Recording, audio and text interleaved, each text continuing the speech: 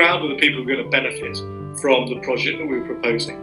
And in our case, it was obviously the wider community, but in particular the people who use that underpass every day, which are the commuters in our local train station of Herne Hill.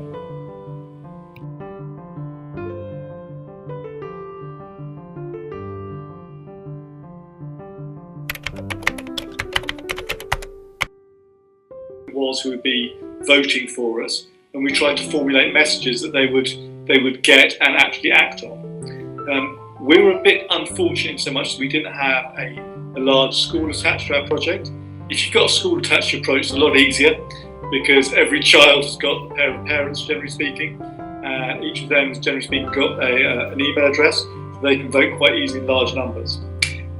What we had was, we're a community organisation, so we had our own newsletter, which was helpful, so it gave us a big start.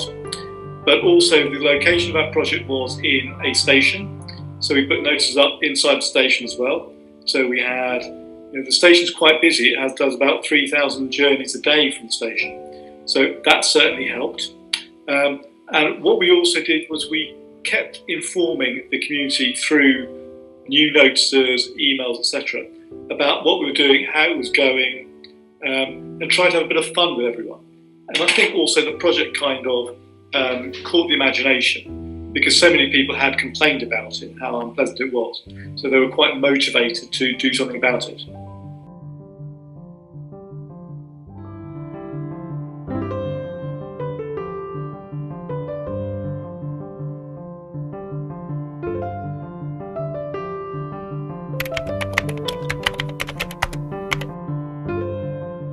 To keep talking about it. So we have the newsletter I mentioned before, but we also used Facebook to explain to people what we were doing. When people sort of wrote in with questions, we tried to answer them as quickly as possible. Twitter as well was quite powerful, in so much as that we would take photographs of things, put them on Twitter and say, would you like your underpass to continue looking like this or maybe not? And then with a link to the Aviva page. What we tried to do is keep it as light as possible and as simple as possible. So we tried to keep our messages down to an image, 2 lines, and a request. If people want to know more, of course, the whole thing was on Facebook. I think we shared the actual text of our application to Aviva as well for anyone who was interested. But we just kept that interaction going as much as possible.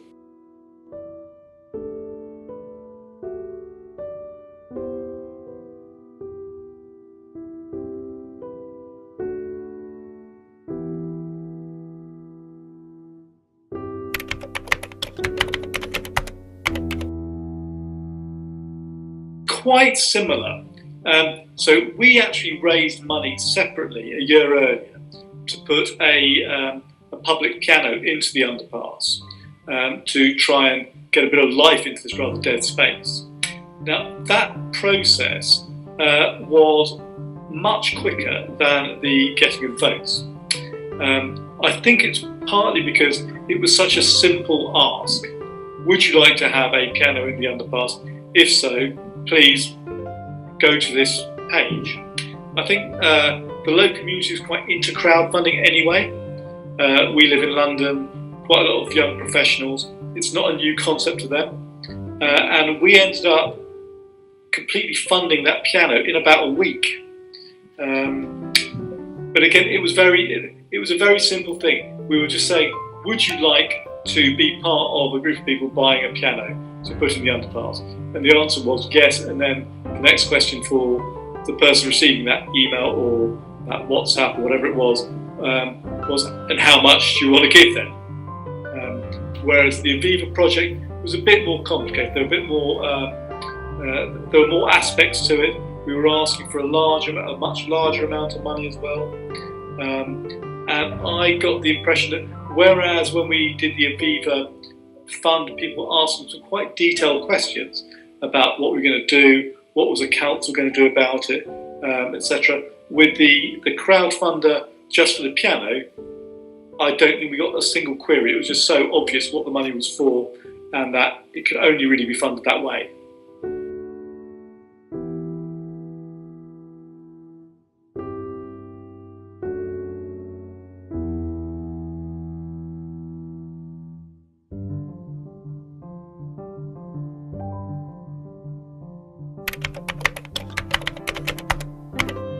My number one tip would probably be to try and keep it as simple and as fun as possible.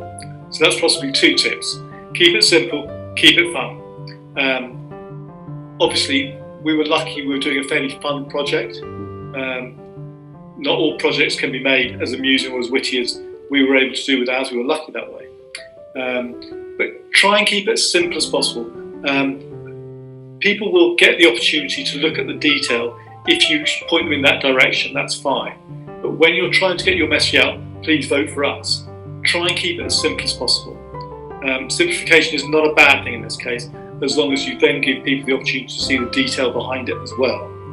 In your messages, keep it simple, keep it fun.